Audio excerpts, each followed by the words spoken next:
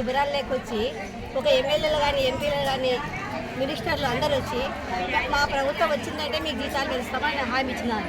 కానీ 2 సంవత్సరాలు అవుతున్నా కూడా ఆ హామీ నెరవేరడం లేదు. కానీ ఇప్పుడు అసెంబ్లీలు జరుగుతుంటే ఏం చెప్తున్నారు?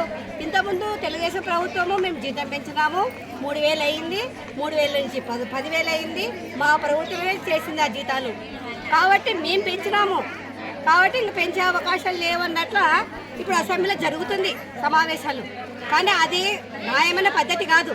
మాకు కడుపులు కాలుతున్నాయి. 10 సంవత్సరాలు అవుతుంది. 10 సంవత్సరాలు కానీ జీతం పెంచకుంటే ఏం తినాలి? మేము ఎట్లా బతకాలి? కాబట్టి మాకు ఖచ్చితంగా 26,000 జీతం కావాలి. ముఖ్యంగా దానికోసం మేము నిరాహార దీక్ష చేస్తున్నాము. 2023 నుంచి 27 వరకు ప్రైవేట్ లెవెల్లో, తర్వాత 26-27 కలెక్ట్ లెవెల్లో, తర్వాత 2-3 విజయవాడకి వెళ్తున్నాము.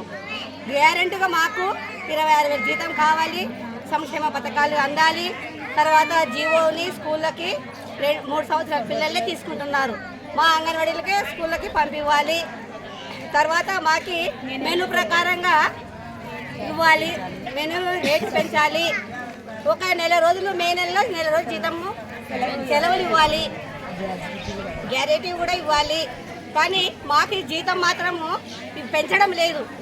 సాలె జీతాలతో చేస్తుంటే పనులు చేస్తుంటే కూడా అసలు అన్నీ వస్తున్నాయి. అన్ని ప్రభుత్వ పథకాలు అందుతున్నాయమ్మా. అన్ని ప్రభుత్వ పథకాలు అందడం లేదు.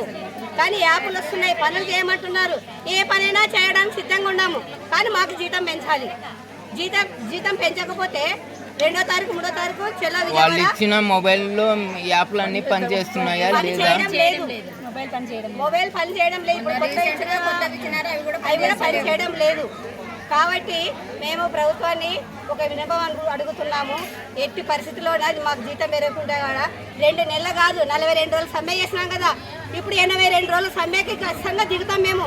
జీతంగానే పెంచకపోతే గ్యారెంటీ జీతం పెంచాలి. పెంచకపోతే మొత్తం బంద్ అయిపోతాయి. బంద్ కావడానికి కూడా సిద్ధంగా ఉన్నాము. ఎట్టి పరిస్థితులు మేమైతే జీతం పెంచకపోతే ఒప్పుకునేదే లేదు. ఇప్పుడు జరుగుతున్న సమావేశాల్లో ఏదో ఒకటి చెప్తారని ఆశిస్తున్నాము. ఆశిస్తే బాగుంటుంది. ఎందుకంటే 42 రోజులు సమ్మె చేసినప్పుడు మాకు హామీ ఇచ్చినారు. ఆ హామీ గుర్తు రావడం లేదా ప్రభుత్వానికి?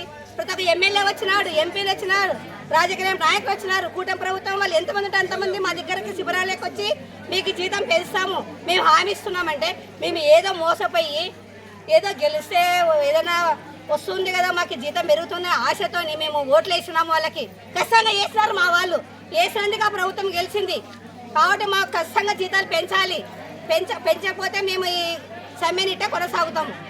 నా పేరు జై సూలమ్మ, కోడమూరు ప్రాజెక్ట్.